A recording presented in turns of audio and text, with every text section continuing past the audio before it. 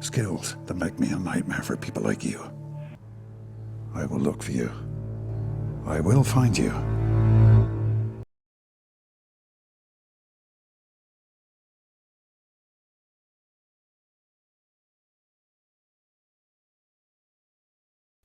Neutral citation number, 2012 EWHC 503, Admin.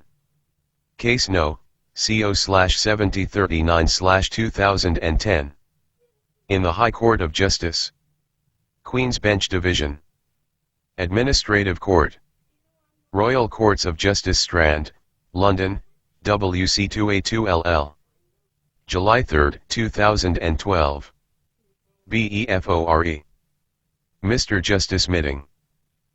Between Professor John Walker Smith Appellant and General Medical Counsel Respondent Mr. Stephen Miller QC and Ms. Andrea Lindsay Strugo. Instructed by Eastwood Solicitors, for the Appellant Miss Joanna Glynn QC and Mr. Christopher Meller. Instructed by Field Fisher Waterhouse LLP, for the Respondent. Hearing dates, 13th, 14th, 15th, 16th and February 17th, 2012. HTML version of judgment. Crown Copyright. Mr. Justice Meeting. Procedural history.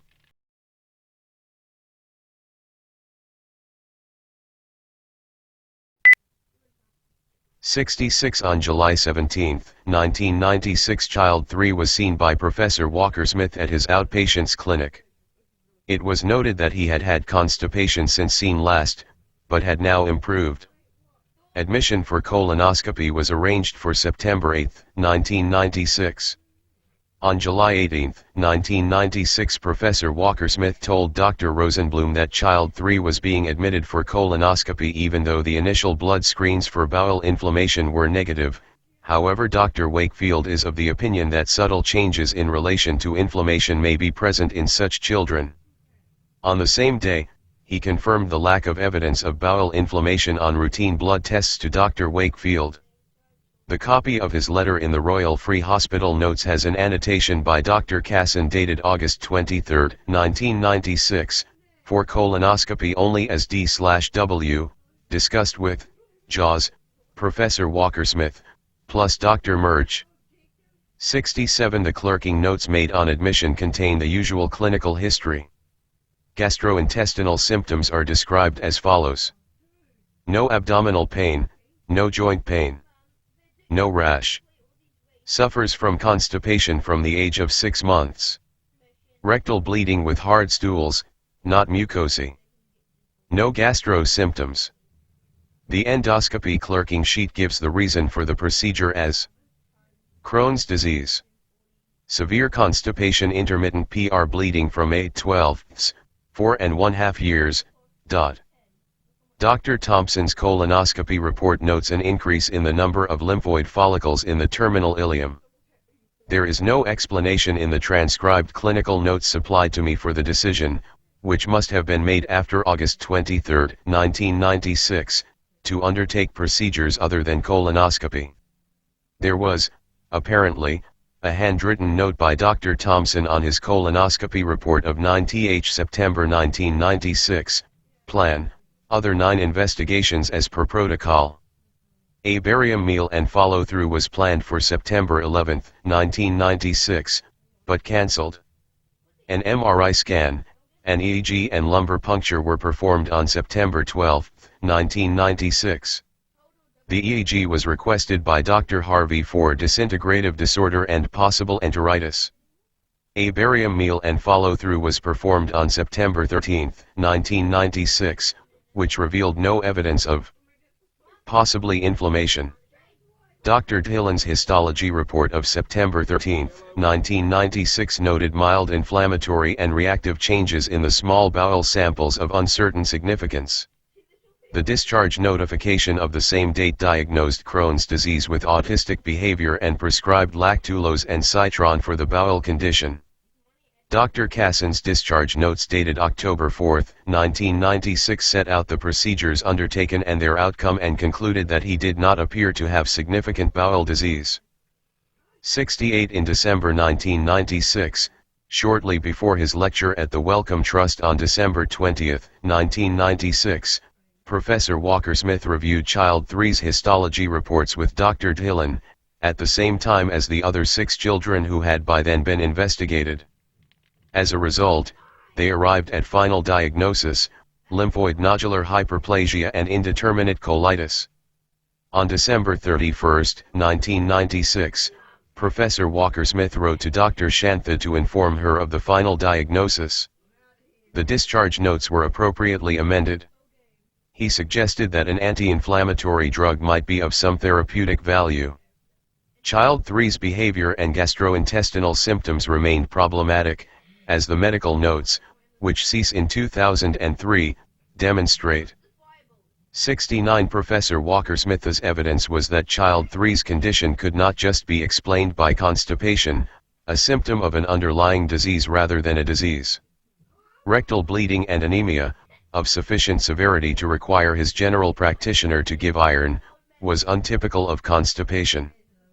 A colonoscopy would offer the opportunity to demonstrate whether or not there was ongoing infection, i.e. inflammation, in the gastrointestinal tract. Dr. Miller supported his approach. Constipation requiring regular enemas, rectal bleeding, and anemia meant that this was not a simple case of constipation. He said that he saw nothing wrong in Professor Walker-Smith's decision to undertake colonoscopy, even after the inflammatory markers came back normal. 70 Professor Booth disagreed and would only have undertaken colonoscopy if, after the bowel had first been fully emptied, the patient was still bleeding. In his opinion, reviewing the medical notes, Child 3 was investigated for the purposes of research. 71 Professor Rutter expressed the opinion that the lumbar puncture carried out on Child 3 was not clinically indicated. Dr. Thomas said that it was. In his opinion, there were strong similarities between Child 3 and Child 2, in whose case it was accepted that a lumbar puncture was clinically indicated as explained above. 72 The critical findings of the panel in relation to Child 3 were as follows. 9AU subjected Child 3 to a program of investigations for research purposes without having ethics committee approval for such research. Found proved. In reaching its decision that you subjected this child to the program of investigations, the panel is persuaded by Child 3's Royal Free Hospital records, in particular the letter dated April 4, 1996 from you to Dr. Wakefield in which you state that you have not yet booked Child 3 for a colonoscopy as you were waiting for the full details of the investigative protocol to be worked out. It also noted your letter dated July 18, 1996 to Dr. Wakefield which states, "We are arranging for Child 3's admission for colonoscopy on Sunday, September 8, followed by intensive investigations." The panel concluded on this basis that the program of investigations that Child 3 underwent was for research purposes and that there was no ethics committee approval for such research. B. The program of investigations carried out on Child 3 was part of the project referred to at paragraphs 2b and 2c above. Found proved. The panel is satisfied that the program of investigations carried out on Child 3, and the reasons recorded in the clinical notes for those investigations, followed closely the project protocol referred to at paragraph 2b and 2c. In addition, the panel took into account the letter dated May 16, 1996 from you to the pediatric neurologist which states, "I am actually passing on your letter to my colleague, Dr. Andy Wakefield, who is the inspiration of our work linking MMR, autistic behavior, and Crohn's disease, and I am asking him to write to you to fill you in on our proposed study." EU caused Child 3 to undergo a colonoscopy. Found proved. The panel notes the handwritten note on the letter of July 18, 1996 where Dr. Cassin records he has discussed the undertaking of a colonoscopy with you and Dr. M.O.H. To barium meal and follow through. Found proved. The letter dated July 18, 1996 from you to Dr. Wakefield, where you state child 3 will undergo colonoscopy followed by your intensive investigations, together with the clinical notes of this child, persuaded the panel that he had undergone barium meal and follow through, and because he was under your clinical care, you had caused it, which was not clinically indicated. Found proved. Experts on both sides, Professor Booth and Dr. Miller, agreed that a colonoscopy, and therefore the barium meal and follow-through, would not be clinically indicated at this stage. You caused child 3 to undergo a lumbar puncture. Found proved. The panel is satisfied that the clinical notes including the discharge summary show that this procedure was undertaken and that you caused it to be done. 3, which was not clinically indicated. Found proved. The panel has taken into account that there is no evidence in child 3's clinical notes to indicate that a lumbar puncture was required. Professor Rutter and Dr. Thomas, experts on both sides, considered that such a test was not clinically indicated. Your conduct as set out above was contrary to the clinical interests of child 3. Found proved. The panel had regard to its findings above. 73. As Ms. Glynn concedes, the reasons for the panel's findings that colonoscopy, barium meal, and follow-through and lumbar puncture were not clinically indicated are wrong. Dr. Miller did not agree that a colonoscopy and therefore barium meal and follow-through were not clinically indicated. His evidence was more nuanced. He said that he might or would not have done a colonoscopy at that stage, but that Professor Walker-Smith was, given the knowledge which he had acquired about autism and bowel disease, entitled to use what clinical modality he thinks appropriate to reach a diagnosis, or, put more colloquially, to follow a hunch. In this instance, Dr. Miller identified the very difficult question at the heart of the case against Professor Walker-Smith, determining what was, and was not, permissible as medical practice in a specialist field, by an acknowledged expert academic clinician, in a case in which the etiology of the disorders he was investigating was uncertain. The error in the case of Dr. Thomas's evidence was stark. The panel had to apply the Bolam test on this issue. Because no criticism was made of Dr. Thomas's expertise or evidence, the finding that a lumbar puncture was not clinically indicated was not open to the panel and was wrong. 74. In paragraphs 9a and b, the panel follows the by now established pattern of referring to the hospital records compendiously and to the terms of specific letters written by Professor Walker-Smith. The panel was entitled to conclude that the terms were consistent with and suggestive of research. Such a conclusion was supported by the firm evidence of Professor Booth. The explanation of Professor Walker-Smith and Dr. M.O.H, that they and fellow clinicians were developing an unwritten clinical protocol, may not have sat easily with the terms of the letters, but as in the case of Child 2, it deserved a clear answer which it did not receive. It required a finding about their honesty as witnesses and, in the case of Professor Walker-Smith, about his truthfulness in his dealings with the Ethics Committee. Further, as in all of the cases, findings about Professor Walker-Smith's purpose in undertaking the investigations were bound to be influenced, perhaps determinatively, by the panel's findings on clinical indications for the major investigations. The fact that its findings on those issues are insupportable undermines its findings under paragraphs 9a and b. 75. The finding at 9i stands or falls with the remaining findings. Child 6. 76. Because the panel made no finding of serious professional misconduct in relation to Child 6 except that he was admitted for the purpose of unapproved research, his case can be taken shortly. 77. Child 6 was born on April 29, 1992. On March 25, 1993, there is a note in his general practice records, getting over measles. MMR vaccine was given on June 15, 1993. Behavioral and gastrointestinal problems, including diarrhea and abdominal pain, are consistently noted from May 1994 onwards. A probable diagnosis of Asperger's syndrome was made by Dr. Bennett, a consultant community pediatrician, on December 7, 1995. On March 25, 1996, his general practitioner discussed the association between measles and autism and inflammatory bowel disease with Dr. Wakefield. On August 9, 1996, his general practitioner Dr. Nal Tambi asked Dr. Wakefield to see his mother, who was interested in entering him into your trial.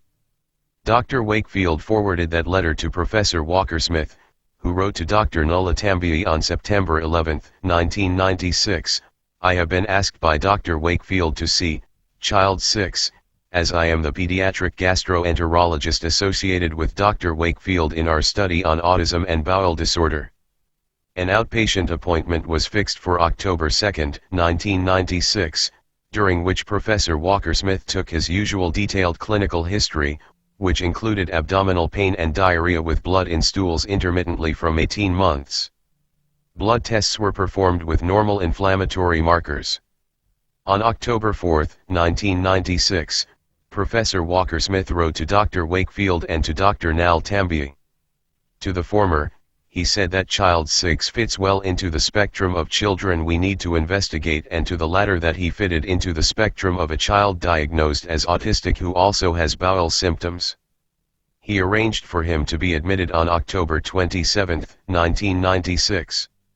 During the following week, colonoscopy, but not a barium meal and follow-through, and neurological investigations, including a lumbar puncture, were performed.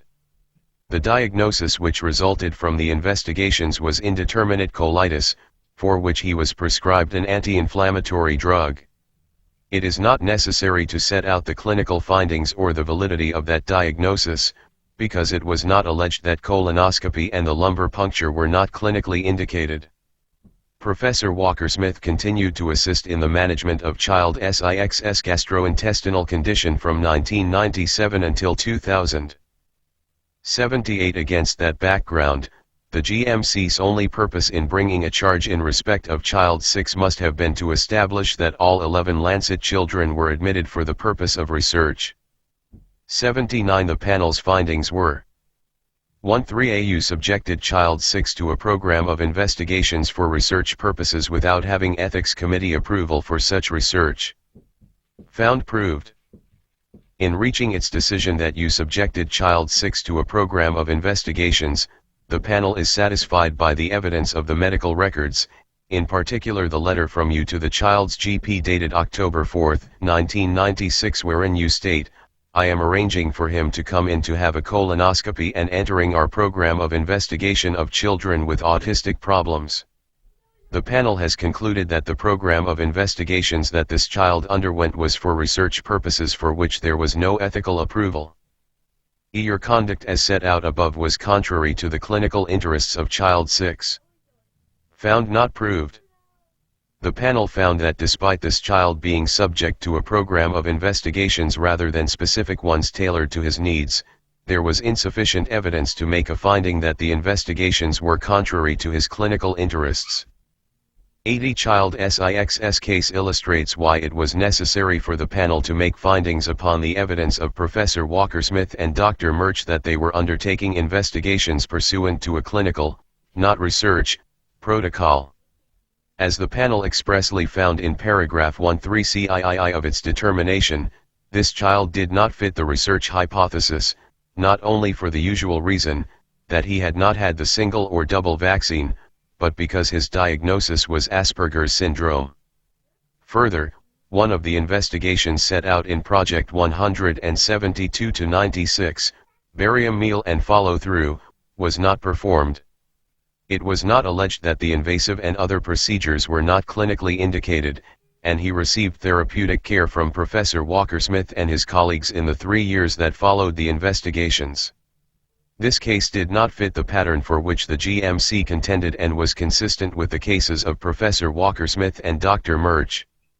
The panel's reliance on the single sentence in Professor Walker-Smith's letter of October 4, 1996 and on unspecified aspects of the medical records is superficial and inadequate to address a difficult question. The wording of its finding at paragraph 13 is puzzling, but because the allegation was not found proved, it is unnecessary for me to say more about it. Child 9. 81 Child 9 was born on June 11, 1990. MMR vaccine was given on October 31, 1991. Severe communication difficulties led to suggestions of autism in mid-1993 and to his referral to Dr. Rolls, a consultant pediatrician at Southampton General Hospital. In November 1993, he concluded that child 9 had a number of autistic characteristics. He was referred to Southampton General Hospital for assessment on April 13, 1994, when it was noted that he was not toilet trained and had autistic characteristics. On January 10, 1995, he was admitted to Chelsea and Westminster Hospital under the care of Dr. Kavanagh. On February 13, 1995, he recommended vitamin B12 metabolism studies. On March 13, 1995, Dr. Batt, the director of the vitamin B12 unit at Chelsea and Westminster Hospital, proposed absorption studies including a modified Schilling test.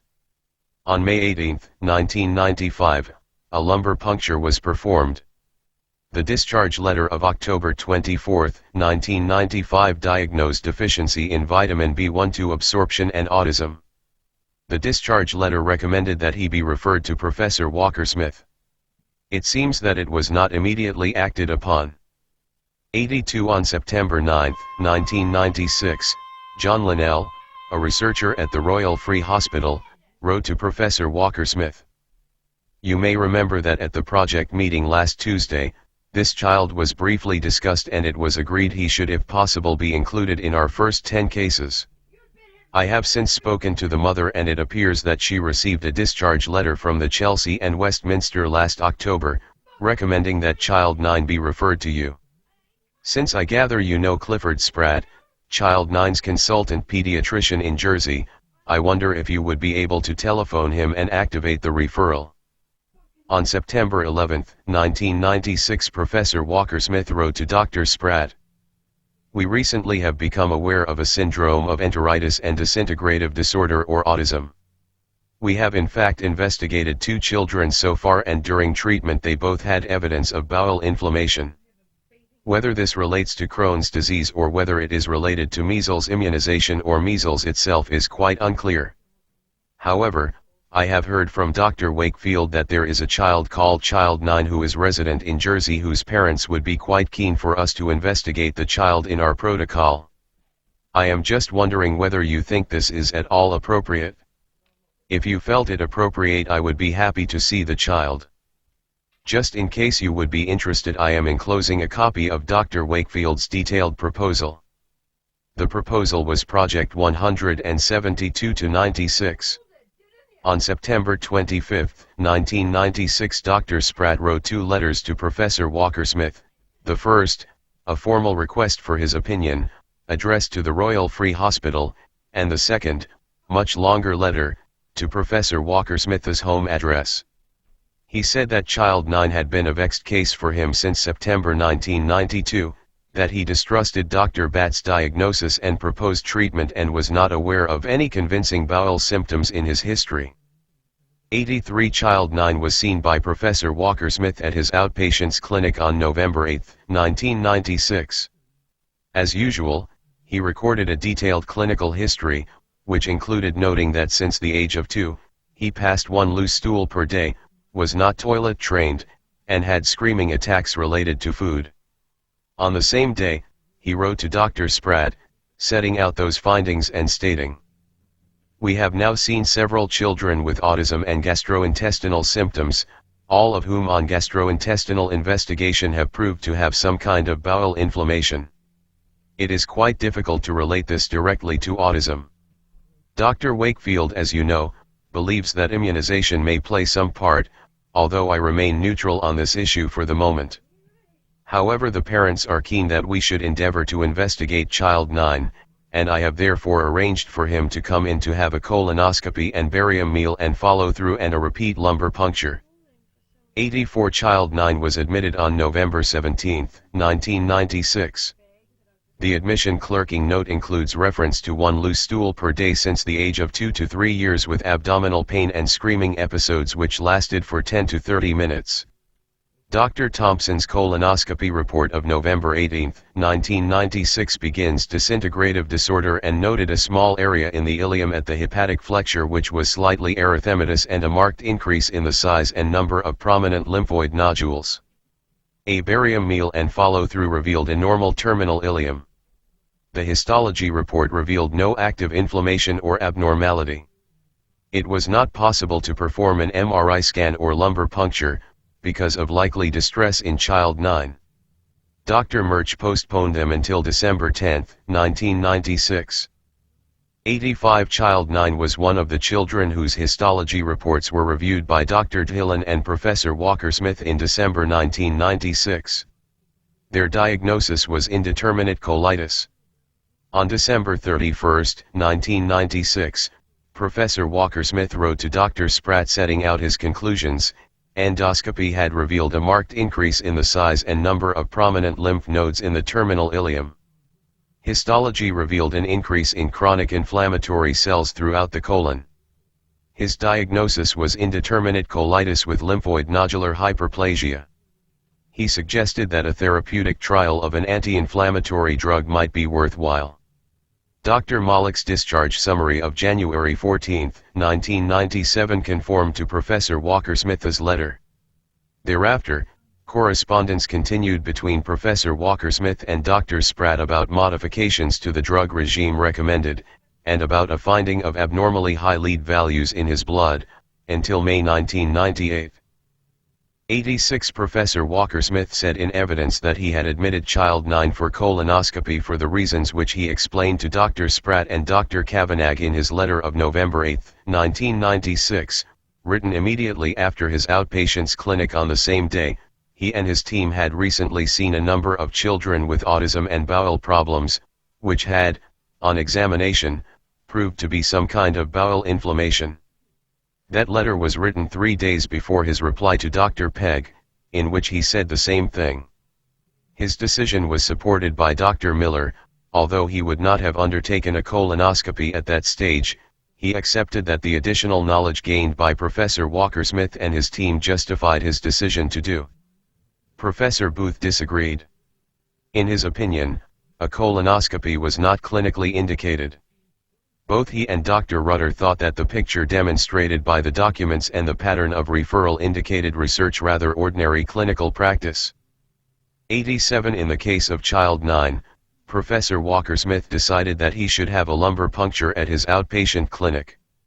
He did so because he suspected that he might have an organic basis for his neurological problems and that the analysis of the cerebrospinal fluid obtained at the lumbar puncture performed at the Chelsea and Westminster Hospital, to determine B12 absorption, did not deal with that.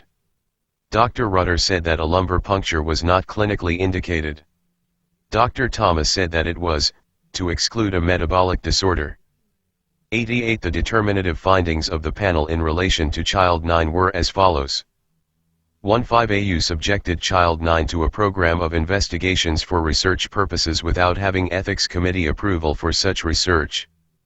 Found proved. In reaching this decision that you subjected the child to the program of investigations, the panel is persuaded by the evidence, in particular your letter dated September 11, 1996 to the local consultant pediatrician, Dr. Spratt, in which you enclosed Dr. Wakefield's detailed proposal and state that child 9's parents are keen for us to investigate the child in our protocol and that if Dr. Spratt felt it appropriate, you would be happy to see child 9. Having seen the child in outpatients, you wrote to Dr. Spratt on November 8, 1996, stating, "We have now seen several children with autism and gastrointestinal symptoms. I have arranged for him to have a colonoscopy. We will then endeavor to follow this with barium meal and follow through, and repeat lumbar puncture."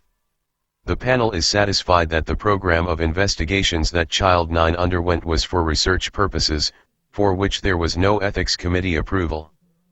B. The program of investigations carried out on child 9 was part of the project referred to at paragraphs 2b and 2c above. Found proved. The panel concluded that the program of investigations carried out on child 9, and the reasons recorded for those investigations, Followed closely the project protocol referred to at paragraphs 2b and 2c. The panel has also taken into account the letter dated September 9, 1996 from a research colleague, John Linnell to you, which states, "It was agreed that he should, if possible, be included in our first 10 cases." In addition, the panel has noted that Child 9, having been discharged from the Royal Free in November 1996 with normal results on the investigations to date, was readmitted on December 9, 1996 for completion of the program of investigations. EU caused Child 9 to undergo a colonoscopy. Found proved. 2 barium meal and follow through. Found proved. Which was not clinically indicated. Found proved. The panel is persuaded by the evidence in the clinical notes and also accepted the evidence of both experts called by the GMC and defense, who agreed they would not have undertaken these procedures and therefore they were not clinically indicated at this stage. FU caused Child 9 to undergo a lumbar puncture. Found proved on the basis of your letter dated November 8, 1996 to the local consultant pediatrician, informing him that your plan included a repeat lumbar puncture. 2 which was not clinically indicated. Found proved. The panel is satisfied that there had been no evidence of recent further neurological deterioration to warrant a repeat lumbar puncture. K. Your conduct as set out above was contrary to the clinical interests of Child 9. Found proved on the basis of above findings. 89. The reasoning of the panel in subparagraphs 1.5e and f is in part flawed and in part wrong. The panel correctly stated that Dr. Miller would not have undertaken colonoscopy and barium meal and follow through himself, but failed to deal with his opinion that, in the light of the knowledge that he had gained, Professor Walker-Smith was justified in doing so. The panel could only have rejected that evidence if satisfied that Dr. Miller's opinion was out with the spectrum of reasonable medical opinion. It did not do so. The only alternative basis upon which it could have upheld this charge was that Professor Walker-Smith had not told the truth about his reasons for admitting Child 9 for a colonoscopy. Given the contemporaneous evidence of his state of mind provided by his letters of 8th November 1996, that would have been an unlikely finding. In any event, it was not made. 90. The finding at 1.5f that lumbar puncture was not clinically indicated appears to have been based upon a submission made in closing by counsel for the GMC. The submission was based on a statement made early in Dr. Thomas's evidence that a general label of autism would not necessarily preclude further investigation if there were additional changes that had precipitated the referral or the presentation of the child. Because there were none, apart from bowel symptoms and or a perception that they were connected with neurological disorders, a further lumbar puncture was not justified. It is not clear what the evidential basis for this submission was, because Dr. Thomas's opinion, expressed in evidence, was firmly that a repeat lumbar puncture was justified. Ms. Glynn submits that the panel must have rejected his evidence. It did not do so expressly and, in the absence of any challenge to Dr. Thomas's expertise, it is difficult to see how such a finding could have been justified, given that the panel had to apply the Bolam test to this issue. On the evidence, this finding was wrong. 91. Apart from the terms of the 3 letters cited in paragraphs 1.5a and b of its determination, the only reasons given for the panel's findings are that it is persuaded by the evidence that the program of investigations was for research purposes. This was not an adequate explanation of its reasons for reaching that conclusion. As in the cases of the other children, it was necessary for the panel to address the case advanced by Professor Walker-Smith about the letters and about his reasons for admitting Child 9 for investigation. It did not do so. Its conclusion is also undermined by the inadequacies and errors in its reasoning in subparagraphs 1.5e and f. Further, unless the panel rejected the evidence of Professor Walker-Smith and Dr. M.O.H and its contemporaneous expression in the documents as untrue, by the time that Child 9 was admitted, both believed that they had identified an inflammatory bowel condition in the 5 children already investigated. The time at which Professor Walker-Smith's state of mind was to be judged was when he made the decision to admit, on November 8, 1996. Given that experience, his case that child 9 was admitted for clinical reasons, not research, was stronger than it may have been in relation to the children admitted earlier. None of this finds any echo in the panel's decision. 92. The finding at 17K stands or falls with the earlier findings and adds nothing to them. There was an additional finding, at 15J, that Professor Walker-Smith failed to record the difference between the histological description provided to Dr. Spratt on December 31, 1996 and the clinical histology report. Professor Walker-Smith accepted that this omission was highly unsatisfactory. There is no appeal against the finding, but if, which I doubt, the omission amounted to professional misconduct, it could not have amounted to serious professional misconduct. Child 5. 93. Child 5 was born on December 10, 1988. On November 24, 1989 he had febrile convulsions, diagnosed as such at West Berkshire Hospital on November 26, 1989. MMR vaccine was given on 10th April 1990. In March 1991, delayed language and social development was noted, together with unregulated toilet habits. On January 16, 1992, Dr. Williams, a divisional clinical psychologist in West Berkshire, noted that his parents thought that febrile epileptic seizures continued to the present day and that he was not yet properly toilet trained. On February 23, 1995, his general practitioner Dr. Shillum referred him to Dr. Richer, a consultant pediatric psychologist at John Radcliffe Hospital with a diagnosis of autism. Dr. Richer confirmed that diagnosis and saw him on a number of subsequent occasions in 1995 and 1996. The prescription of Nistadin produced some improvement in his behavior. 94. On September 30, 1996, the general practice duty doctor noted a telephone call from Dr. Wakefield, in which he gave a very lengthy case for Child 5, to be referred to Professor Walker-Smith, as they have findings suggesting that there is an association between inflammatory bowel disease/enteritis causing a failure to absorb B12 which is needed to myelinate until age 10. Neurological problem/autism. Measles vaccine may be implicated, but that is being researched and uncertain of implications. Dr. Shillum obliged. In his referral letter of October 1, 1996, he said that Child 5 had the classical features of autism and stated his parents' concerns about the possible link between MMR vaccine, childhood enteritis, and possible brain damage. 95. On November 8, 1996, at the same outpatient's clinic as that in which he had seen Child 9, Professor Walker-Smith took his usual careful note of the clinical history. It included the fact that since the age of 2, he had been holding his abdomen and may have been in pain nearly every day and had bouts of diarrhea once a month. In his letter to Dr. Shillum dated November 12, 1996, he said that Child 9 had demonstrated how difficult his behavior can be and, by implication, so, he did not proceed with blood tests. He noted the episodes of abdominal pain and diarrhea. He said that several of these children with autism have had gastrointestinal symptoms and on investigation have proved to have gastrointestinal pathology. He arranged for his admission for a colonoscopy on 1 December 1996. 96. The admission clerking notes record the same symptoms.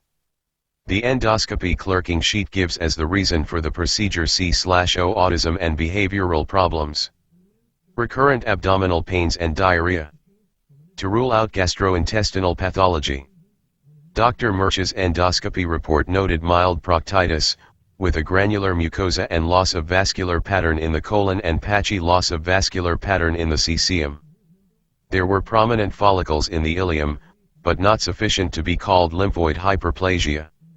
Dr. Davis's histology report of December 4, 1996 noted a minimal increase in chronic inflammatory cells within the superficial lamina propria in the large bowel, which did not amount to the diagnosis of inflammatory bowel disease.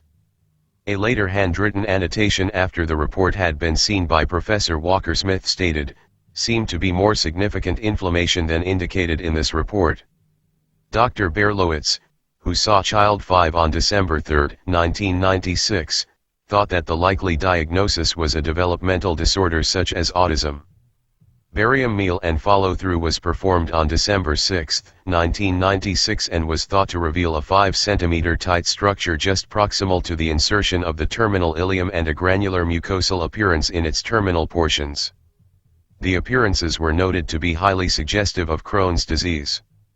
The discharge notification of 6th December 1996 gave a diagnosis of autism, noted the X-ray evidence of Crohn's and histological evidence of colitis and recommended the prescription of an anti-inflammatory liquid. Dr. Cassin's discharge letter of December 27, 1996 set out those findings in detail. 97 On January 15, 1997, Child 5 was admitted for barium meal and follow-through under sedation and a lumbar puncture. The radiology report of the same date noted that the anatomy of the iliocecal junction was unusual, but detected no stricture in the terminal ileum or evidence of Crohn's disease. A lumbar puncture was performed on January 16, 1997. 98 On March 5, 1997 Professor Walker Smith saw Child 5 at his outpatient's clinic. He concluded that the anti-inflammatory drug prescribed had produced a big improvement and that abdominal pain had gone. He changed the medication for the reason explained in his letter to Dr. Shillem of March 7, 1997. Child 5's mother was adopting an unorthodox means of administering the drug. The letter concludes with a significant paragraph. In relation to the research that is being done concerning this group of children, I suggest that you or Child 5's mother should be directly in touch with Dr. Andy Wakefield, who is directing the research aspect of this study. If you have any further queries, please do not hesitate to contact me. 99 Professor Walker Smith remained involved in the analysis and treatment of Child 5's condition until 2000. One of the procedures which he recommended, in 1998 and 1999 was an upper endoscopy and repeat lower colonoscopy, to investigate continuing abdominal pain and other symptoms. Eventually, a laparotomy had to be performed, which revealed the presence of multiple foreign bodies throughout his abdomen. 100 Professor Walker Smith gave evidence that his reason for admitting Child 5 for a colonoscopy was that set out in his letter to Dr. Shillem of November 12, 1996. His and his team's experience of the 5 children already admitted with similar symptoms suggested that his abdominal pain and episodes of diarrhea were caused by an inflammatory condition in his bowel. Dr. M.O.H gave concurring evidence. Dr. Miller said that admission for that purpose was clinically indicated. In the case of this child only, Professor Booth made a qualified concession that it was not unreasonable for the admission to have occurred. 101 No charge was laid in respect of the lumbar puncture performed on January 15, 1997. 102 The determinative findings of the panel were as follows. 17 You subjected Child 5 to a program of investigations for research purposes without having ethics committee approval for such research. Found proved. In reaching its decision that you subjected Child 5 to a program of investigations, the panel is persuaded by the letter dated October 1, 1996 to you, from his GP, stating this: Child's parents have been in contact with Dr. Wakefield and have asked me to refer him to yourself regarding your current study into association between autism and childhood bowel problems and your decision to admit, copied to Dr. Wakefield as detailed in your response dated November 12, 1996, I saw him in the clinic. I am arranging for him to come in for a colonoscopy. The panel has concluded that the program of investigations that Child 5 underwent was for research purposes, for which there was no ethics committee approval.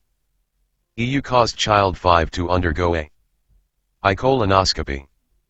Found proved. 2 Barium meal and follow through. Found proved. Which was not clinically indicated. Found proved. The panel concluded that there were not significant GI signs and symptoms to justify colonoscopy and BMFT at that time. Your conduct as set out above was contrary to the clinical interests of Child 5. Found proved on the basis of the above findings. 103 The panel's reasoning in paragraph 17A and B is inadequate for similar reasons to those set out above in paragraph 91 above relation to child 9. The panel's finding that colonoscopy and barium meal and follow-through were not clinically indicated is inadequate because it did not address the truthfulness of Professor Walker-Smith in his evidence and in contemporaneous documents, and because it did not address the evidence of Dr. Miller. To reach the decision it did, the panel had to find that his view was out with the spectrum of reasonable medical opinion and did not do so. 104 I have less confidence in accepting Mr. Miller's further point, that Professor Booth's qualified admission meant that there was no expert evidence that the procedures were not clinically indicated. I have not seen a full transcript of his evidence. The GMC did assert that his view was that preliminary non-invasive investigations should have been carried out first. Even though it is not clear what those might have been, the only investigation which was not carried out, which was performed in all the other cases, was a venipuncture, which was not possible in this case because of child 5's behavior at the clinic. Further, the panel was invited to find that Professor Walker-Smith had failed to carry out markers of inflammation, in blood obtained by venipuncture, on child 5 to assess the need for colonoscopy and had found it not proved, because the inflammatory markers were not essential. This finding is inconsistent with its finding in subparagraph 170, unless, in its view, colonoscopy would only have been indicated by what were described as barn door symptoms. I cannot tie up this loose end. 105 I can find no reference in the written submissions to the panel, and there is none in its determination, to the conclusion of the letter from Professor Walker-Smith to Dr. Shillem of March 7, 1997 cited above. It is the first express reference in the medical records, in point of time, which I have found by Professor Walker-Smith to research.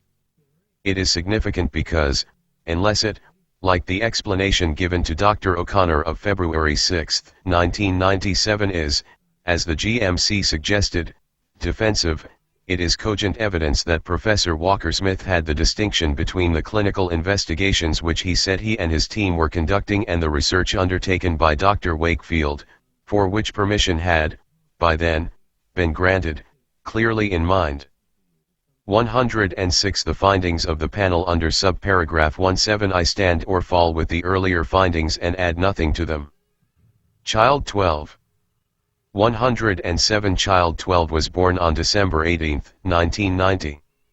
MMR vaccine was given on March 6, 1992. His mother began to be concerned about difficult behavior and soiling, which began when he was between 18 months and 2 years old. In March 1996, she told Helen Hopkins, a family center worker in Brighton, that child 12 had had regular bouts of sickness and diarrhea with a high temperature. In April 1996, his general practitioner was unable to detect any abdominal abnormality on examination. On June 21, 1996 he was seen by Dr. Ng, a consultant child and adolescent psychiatrist at the Royal Alexandra Hospital. Dr. Ng's provisional diagnosis was that he had Asperger's syndrome. 108 Child 12's mother then wrote to Dr. Wakefield, in a letter which has not been preserved. He replied to her on July 19, 1996, stating that we have recently taken a profound interest in this subject, particularly in view of the link between bowel problems and Asperger's syndrome. He invited her to seek a referral from her general practitioner to Professor Walker-Smith. On July 30, 1996, a call from Dr. Wakefield was noted in the general practice records, needs colonoscopy B12 absorption tests whole history of measles vaccination reaction. On September 23, 1996, Child 12's general practitioner Dr. Stewart wrote to Dr. Wakefield, explaining, briefly, his earlier clinical history. The letter was stamped as received at the Royal Free Hospital on September 28, 1996. The day before, Professor Walker-Smith told Dr. Stewart that he had arranged for an outpatient appointment to be sent. 109 Professor Walker-Smith saw Child 12 at his outpatient's clinic on October 18, 1996. The clinical note which he took contained details not retrieved from the general practice file or from other hospital records. At age 4 he had been monitored for attention deficit disorder. At age 5½ a school doctor had referred him to an educational psychologist, suspecting that he was within the autistic spectrum. He was seen by Professor Cox at Guy's and provisionally diagnosed with Asperger's syndrome. He appeared to be toilet-trained aged 3 years. Professor Walker-Smith noted his current bowel condition. Soils, not had diarrhea. Has variable abdominal pain, occurs every week. Stops him eating. He arranged for blood tests to be performed. 110 On October 20, 1996, Child 12's mother wrote separately to Professor Walker-Smith and Dr. Wakefield. She must have been provided with Dr. Wakefield's proposed clinical and scientific study notes, because she referred to rereading them in the opening paragraph of her letter to Professor Walker-Smith. She continued, "We do feel that, Child 12, does have a problem in that most children his age do not soil themselves a number of times a day. As well as being pale in color and foul-smelling, as are his motions in general, this soiling is always very loose, which makes plain why he is not always aware that he has done anything. Although I would not say it was diarrhea exactly. Obviously I do not wish to put my son through any procedures unnecessarily, but there must be reason why he has these problems.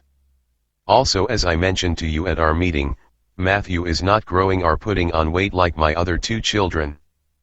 I keenly await the results of the blood tests, and if you feel they warrant further investigations, my husband and I are happy for him to be referred on to Dr. Wakefield's study project. As you pointed out, it might not help Matthew, but if not, hopefully it will be of benefit to others. There is also the chance that Matthew has a problem that can be detected and helped." The mother of child 12 was the only parent to be called by the GMC. She said that she did not remember the conversation described in her letter.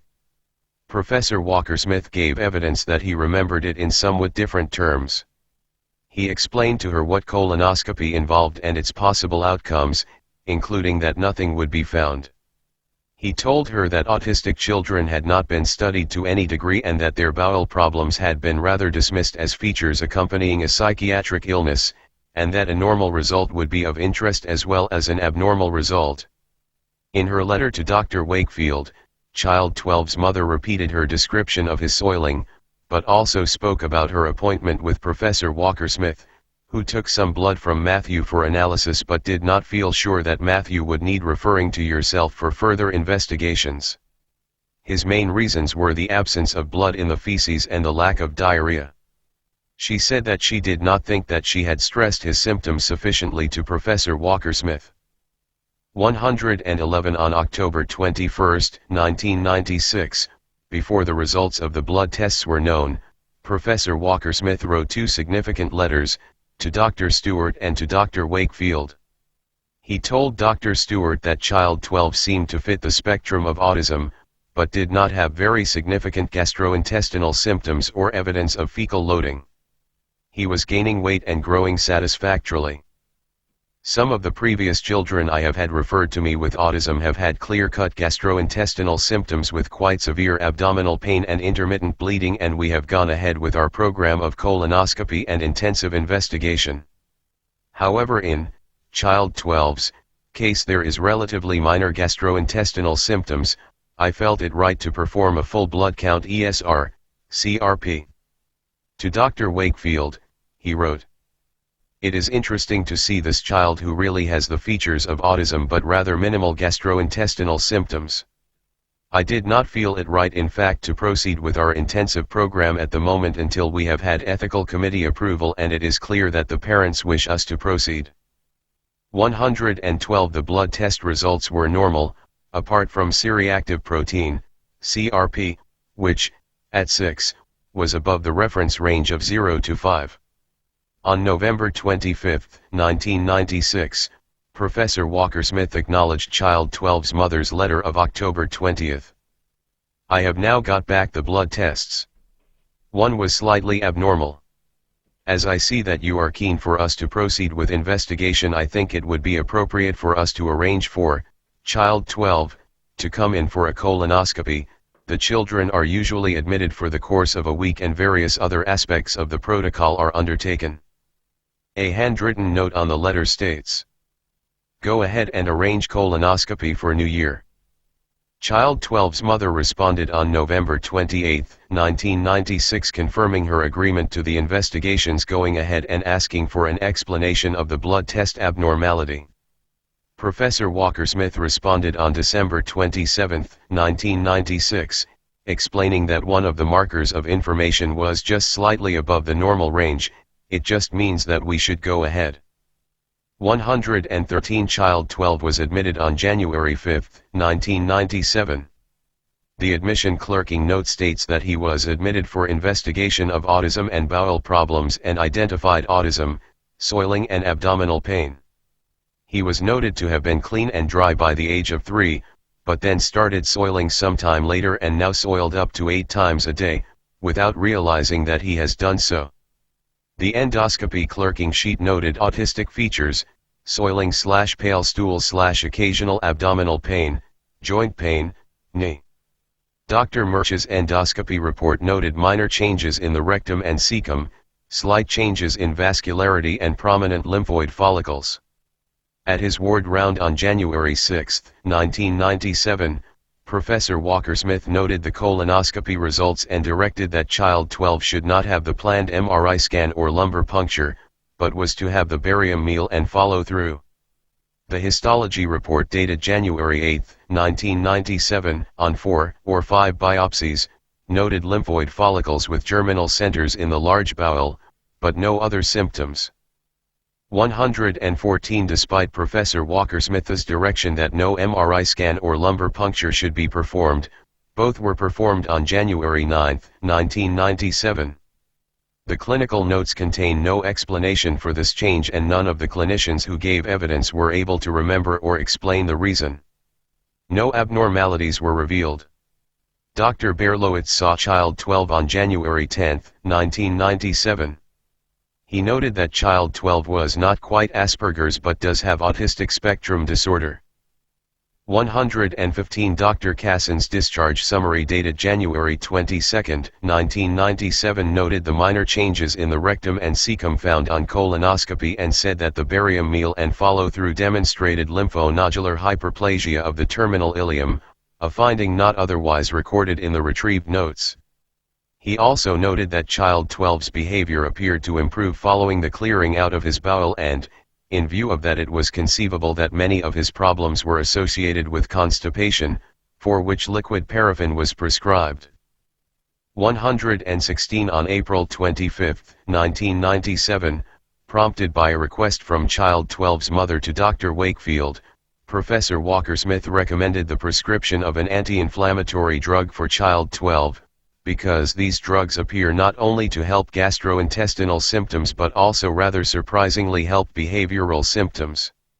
Child 12 was seen by Dr. Cassin and Dr. Malik at Professor Walker-Smith's clinic on 2 further occasions in 1997, when his drug regime was modified.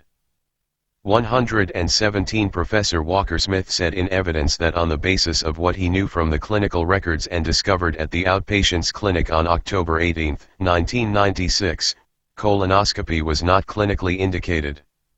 He wanted to await the results of the blood tests before making a decision. Both Professor Booth and Dr. Miller agreed with his decision. He said that it was the abnormal CRP result which changed his mind. He explained that the reference to that result as slightly abnormal in his letter to child 12's mother was gentle language used to avoid alarming her. Dr. M.O.H considered that the result meant that they had reached a tipping point, in favor of investigation. Dr. Miller agreed, an abnormal marker was precisely that and a clinician was entitled to act upon it, in particular, one who had already gained considerable experience from previous cases. At the hearing before the panel, Mr. Miller drew attention to evidence in the literature stressing the importance of diagnosing inflammatory bowel disease as early as possible. Professor Booth's opinion was that the fact that one of several inflammatory markers was raised to the smallest possible degree did not justify colonoscopy, without further prior investigation. Professor Rutter said that the documents and circumstances suggested research, not clinical investigation. 118 As I explained below, Child 12's case contained particular features which required careful analysis and consideration by the panel. If its expressed reasons are an accurate summary of the panel's analysis, it did not fulfill that requirement. Its determinative reasons were as follows. 19A. You subjected Child 12 to a program of investigations as part of the project referred to at paragraphs 2b and 2c above. Found proved. In reaching its decision that you subjected this child to a program of investigations, the panel is satisfied with the evidence contained within the letter from Child 12's mother to you of October 20, 1996, where she makes it plain that she had seen the proposed clinical and scientific study and that she is happy for Child 12 to be referred on to Dr. Wakefield's study project, and your response to her dated November 25, 1996, in which you state that as she is keen to proceed with investigation, you will arrange it, and the children are usually admitted for the course of a week and various other aspects of the protocol are undertaken. The panel also noted your letter dated October 21, 1996 to Dr. Wakefield, in which you state, I did not feel it right in fact to proceed with our intensive program at the moment until we have had ethical committee approval and it is clear that the parents wish us to proceed. You caused Child 12 to undergo a colonoscopy. Found proved. 2. Barium meal and follow through. Found proved. Which was not clinically indicated. Found proved. The panel is satisfied that the slightly raised CRP, in conjunction with the overall clinical picture, did not warrant a colonoscopy or barium meal and follow through. Your conduct as set out above was contrary to the clinical interests of Child 12.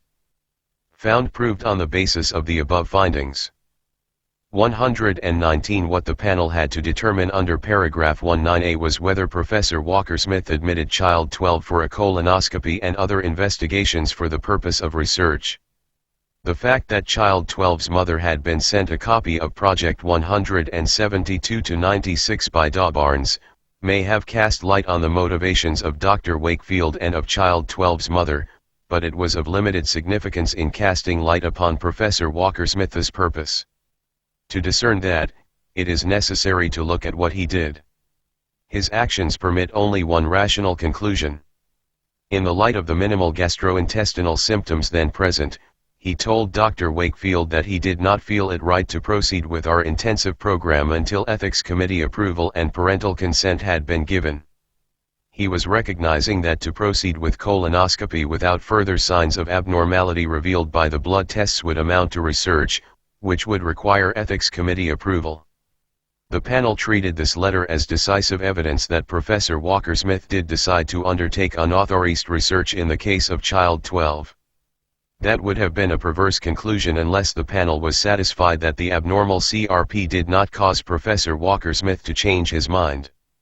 They did not so decide, or, if they did not say so. This episode also has a wider consequence. It provides unequivocal evidence that Professor Walker-Smith had the distinction between clinical practice and research clearly in mind as children were being admitted for the investigations. He wrote the letter 5 days after receiving Dr. Pegg's letter of October 15, 1996 asking him to confirm that the child would undergo this regime even if it was not in a trial. Because the GMC did not challenge the truthfulness of Professor Walker-Smith's reply 3 weeks after the letter to Dr. Wakefield, it did not suggest that Professor Walker-Smith's initial caution in relation to Child 12 was prompted by Dr. Pegg's request for confirmation. In the absence of such a suggestion, this episode is cogent evidence that Professor Walker-Smith did tell the truth to Dr. Pegg, a fact which casts clear light on his intention in undertaking the investigations of all of the Lancet children. 120 Against that background, the critical issues in the case of Child 12 were, did Professor Walker-Smith change his mind as a result of the abnormal CRP result? And, if so, Was his decision to proceed to colonoscopy clinically indicated? In her written closing submissions, counsel for the GMC did not submit that Professor Walker-Smith's evidence about the reason for his change of mind was false, merely that it was unjustified. The sole critical issue was, therefore, whether it was.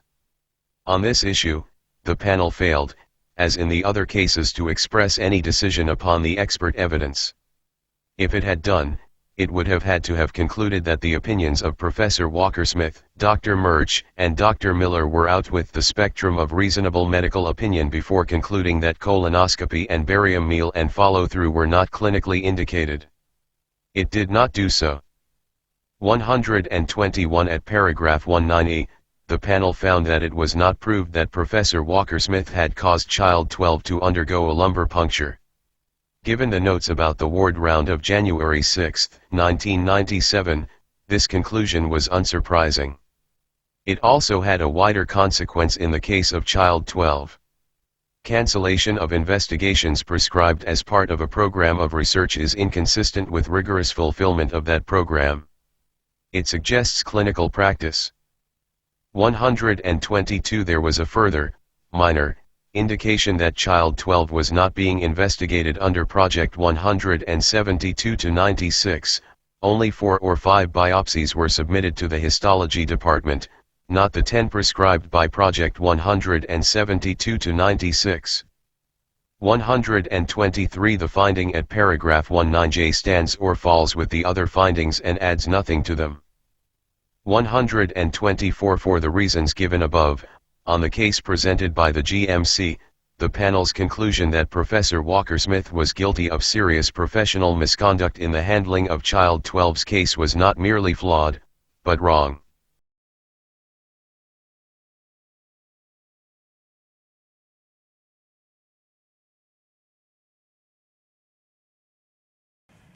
I don't know who you are. Good luck.